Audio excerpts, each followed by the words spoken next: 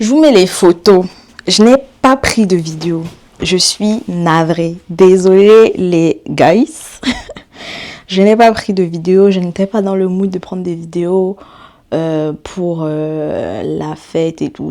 Non seulement c'était speed, très rapide, mais en plus de ça, c'était la fatigue. Et je n'étais vraiment pas dans le mood des fêtes, je vous ai dit ça. Mais j'ai bien mangé. On a joué au jeu de société avec les jeunes qui étaient là. Je me suis bien amusée. Cependant, je n'avais pas envie de filmer. Désolée, mais c'est comme ça. Je vais peut-être juste vous mettre des photos de comment je suis habillée. Et aussi, par rapport à ça, j'étais dans un mood sombre. Je ne sais pas pourquoi. Certains diront que c'est comme des vêtements de deuil et tout. Mais la vibe n'était pas très deuil. C'était sexy, c'était festif et tout. Mais c'était noir. Et moi qui suis une personne qui aime énormément les vêtements de couleur. J'aime la couleur. J'aime la couleur. La couleur dans sa particularité, dans son... Voilà, sa mystériosité. Mais j'aime la couleur. Mystériosité, ça se dit, hein. J'invente des mots. Peut-être ça se dit. Mystériosité. On va chercher. Mais oui, toutes les tenues que j'ai prévues, inconsciemment, étaient sombres, noires. Mais je vous répète, je suis une personne qui aime les couleurs. Bizarre. Je m'en suis rendu compte, je pense, le deuxième jour quand je m'habillais et tout. Je me suis dit, mais toutes les tenues que je me suis faites dans ma tête et que j'ai amenées sont noires ou vraiment sombres. J'avais une robe qui était blanche et tout. Vous allez le voir dans la photo. Mais par-dessus, j'avais prévu un pull noir, certes, avec des paillettes, une veste noire avec des franges, mais du noir, mais je suis restée noire, la vibe était noire et tout, il n'y a que mes cheveux qui étaient colorés. Donc je me suis dit, peut-être inconsciemment, mon esprit est en train de faire le deuil de quelque chose. Je ne l'ai pas senti de manière négative, forcément, mais c'était plus, peut-être comme un soulagement, je pense. Je l'ai plus senti comme ça, comme un soulagement, comme quelque chose que je laissais tomber. Et je pense que mon style vestimentaire inconsciemment prévu pour cette fin d'année marque bien le fond vraiment de mes émotions, sans le savoir. C'est pour ça que il y a 3-4 ans, j'ai commencé à apprendre à me connaître. On pense se connaître jusqu'à ce qu'on cherche vraiment qui on est. Marquez cette phrase. On pense se connaître jusqu'à ce qu'on commence à apprendre. Non, qu'on commence à chercher. Vraiment. Je sais même plus ce que je viens de dire.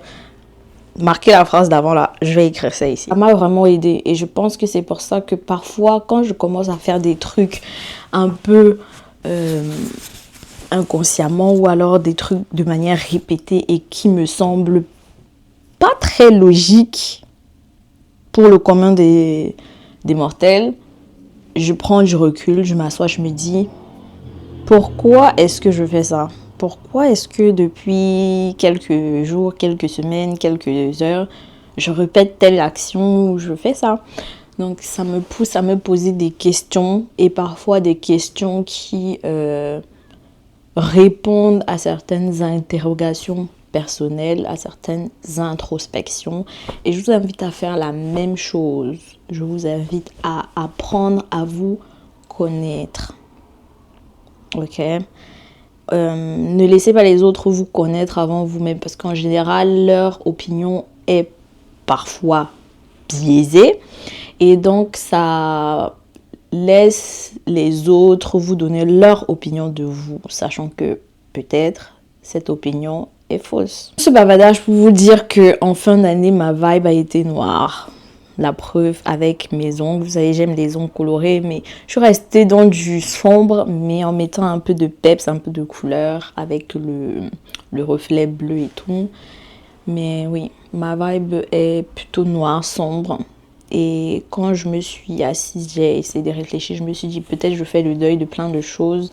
Mon année n'a pas été très facile et des gens ont eu plein de bonnes choses. Moi, je suis juste reconnaissante d'être en santé. Je suis juste reconnaissante d'avoir pu avoir à manger tous les jours sur ma table.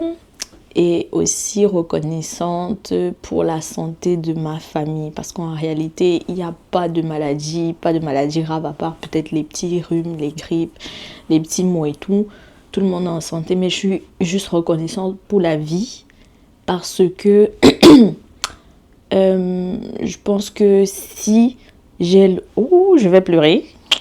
Bon, j'ai pris le temps de me calmer hors caméra. On sentait déjà dans ma voix l'émotion, n'est-ce pas? Voilà.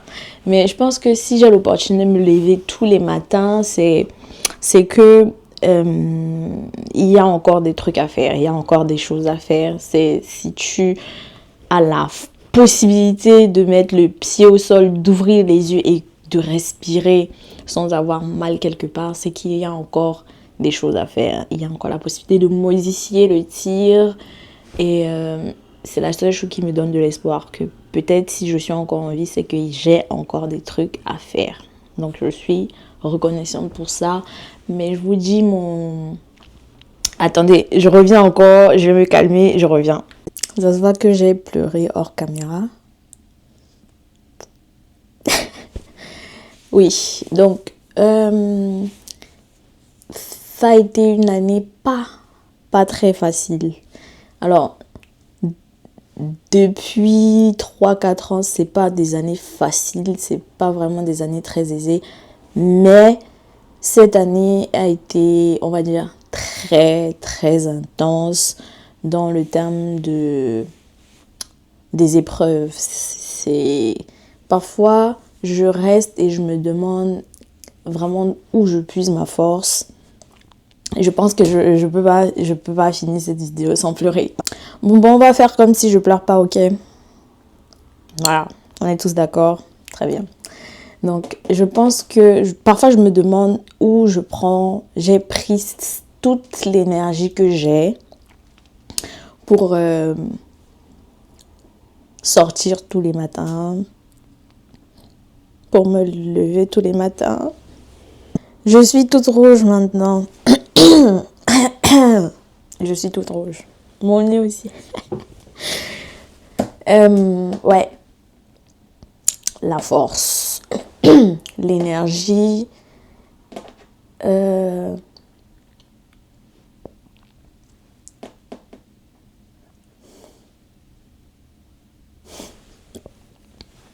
L'endurance.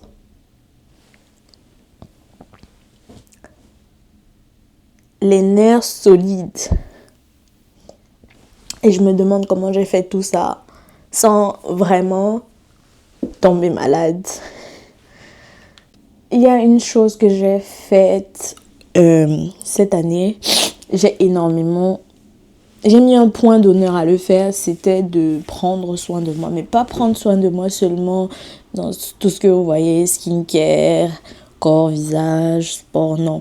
J'ai essayé de prendre soin de mon esprit, de ma tête, de mes émotions, de mon cœur,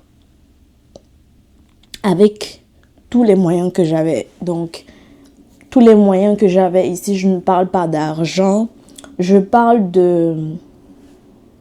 Cette vidéo n'était pas censée être faite pour qu'elle soit émotionnelle, mais j'ai commencé à parler d'un truc et je pense que je ne suis peut-être pas la seule dans ces situations et c'est important, on ne nous en parle pas beaucoup et parfois quand on se retrouve dans ces situations, c'est un peu difficile de s'en sortir parce qu'on n'a personne à qui se référer.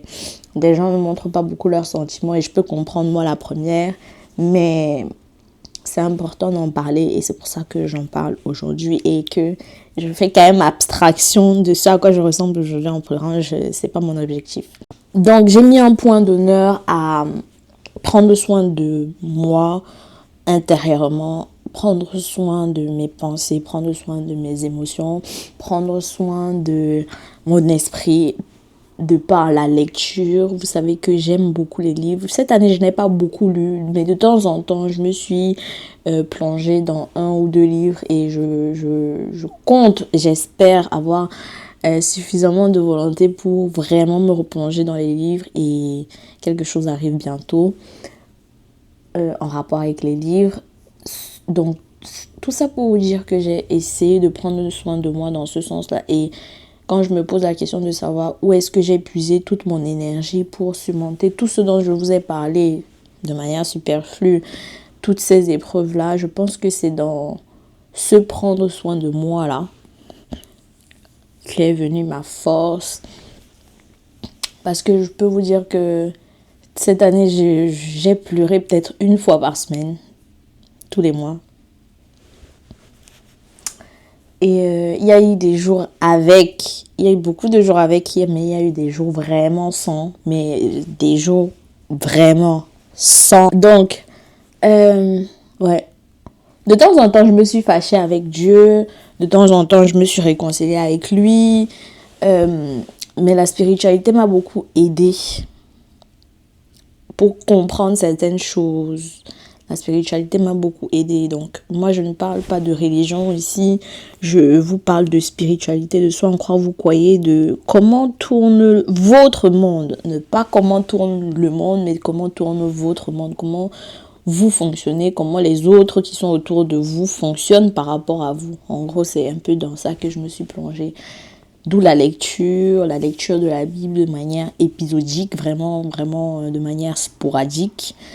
Et la lecture d'autres livres, j'ai écouté beaucoup de podcasts dont des sujets particuliers pour continuer à comprendre comment est-ce que l'être humain fonctionne et surtout moi, comment je fonctionne, mais aussi comment les autres fonctionnent autour de moi par rapport à ce que moi je renvoie.